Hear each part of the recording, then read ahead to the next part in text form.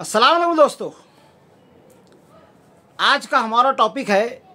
मुफ्ती मोहम्मद इस्माइल साहब आप कैसे मुसलमान हो। पर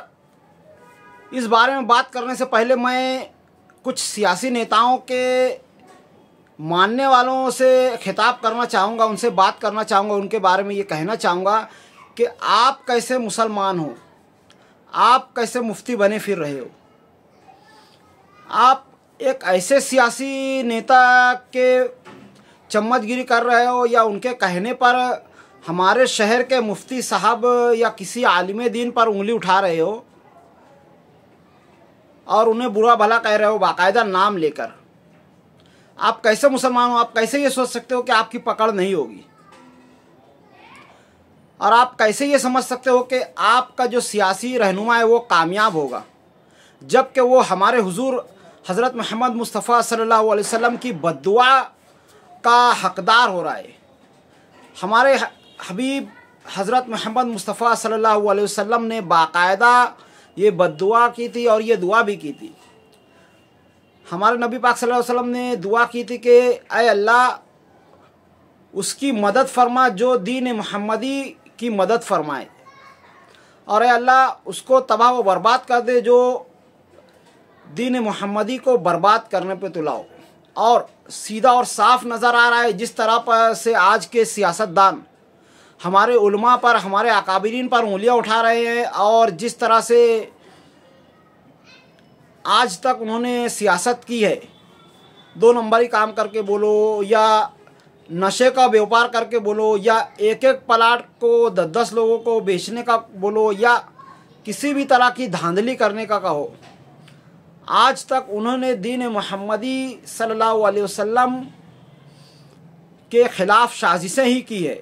और गैरों के साथ मिल करके मालेगांव के मुसलमानों का नुकसान ही किया है। तो कैसे भला वो आबाद हो सकते हैं या कामयाब हो सकते हैं, जबकि हमारे नबी पाक सल्लल्लाहु अलैहि वसल्लम ने उनके ताल्लुक़ से बद्दुआ की थी। आप कैसे मुफ्ती बने फिर रहे हैं? उनके मानने वालों से कहूँगा कि आप कैसे मुफ्ती बने फिर रहे हैं कि किसी आलिम दीन पर ये फतवा कर रहे हैं कि नौज़ बिल्ला वो जो है आरएसएस के साथ या बीजेपी के साथ मिले हुए हैं।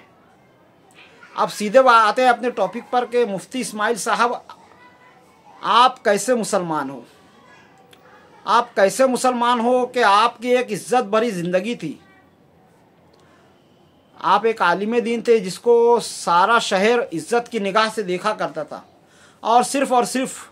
मालेगांव के मुसलमानों की फलाह व बहबूदी के लिए आपने सियासत में कदम रखा। कदम कदम पर आपको रोका गया, आपके रास्ते में रुकावटें खड़ी की गई, आप पर उंगलियां उठाई गई, आप पर इल्ज़ाम तराशी की गई, आपकी इज़्ज़त को दागदार करने की कोशिश की गई, पर आपने इन सब की कोई परवाह नहीं की और सिर्फ सच्चाई का साथ दिया। अगर मेरे ताल्लुक़ से बात की जाए तो मैं पहले से ही कोई बहुत नामचीन बंदा तो था नहीं जो मैंने ये एक बेड़ा उठाया और बाकायदा हक़ के लिए आवाज़ बुलंद कर दी। पर आपके पास इज़्ज़त थी, मकाम था, मर्तबा था, आपने उन सब को ठुकरा कर सिर्फ सच का साथ देने की ठान ली और बराबर सच का साथ देते जा रहे हो और इसके लिए बाकायदा कोशिशें करते जा रहे हो। आप कैसे मैनेज कर लेते हो कि आप एक मस्जिद की 5 वक्त नमाज़ों की इमामत भी कर रहे हो, मदारिस में भी वक्त दे रहे हो और सियासत में भी अपना वक्त दे रहे हो, और लोगों के उंगलियां उठाने पर भी आप सब्र व तहम्मुल से उसका सही तरीके से जवाब भी दे पा रहे हो। मेरे हिसाब से तो ये मुझसे तो नहीं हो पाएगा, मुझसे क्या शायद पूरे मालेगांव में किसी से नहीं हो पाएगा कि एक बंदा मसाजिद के इमामत भी करे, मदारिस में दर्स भी दे और सियासत में भी अपना कदम जमाए और बाकायदा लोगों के फतवे का जवाब भी दे और अपने घर बार को भी देखे, अपनी खुद की ज़िंदगी को भी मेंटेन करे, और उसके बाद जब लोग इल्ज़ाम तराशियाँ करें तो उनको सब्र तहम्मुल से सुनकर सही तरीक़े से, मुनासिब तरीके से उसका जवाब दे। अगर मैं ये होता तो शायद आप तक पागल हो चुका होता, और मेरी जगह शायद ही मालेगांव का और कोई भी होता तो अभी तक पागल हो चुका होता। आप कैसे मुसलमानों को इस चीज़ को बर्दाश्त करते हुए चल रहे हो? मैं कहना चाहूँगा सारे मालेगांव की जो मुखलिस आवाम है उनकी तरफ से मैं आपको सैल्यूट करना चाहूँगा और सलाम करना चाहूँगा आपको और आपकी तारीफ़ की दाद देना चाहूँगा कि आप जैसा मुसलमान अल्लाह तबारक व ताला पूरे हिंदुस्तान के हर शहर को अता करे। अल्हम्दुलिल्लाह मैं समझता हूँ कि मैं तो आपके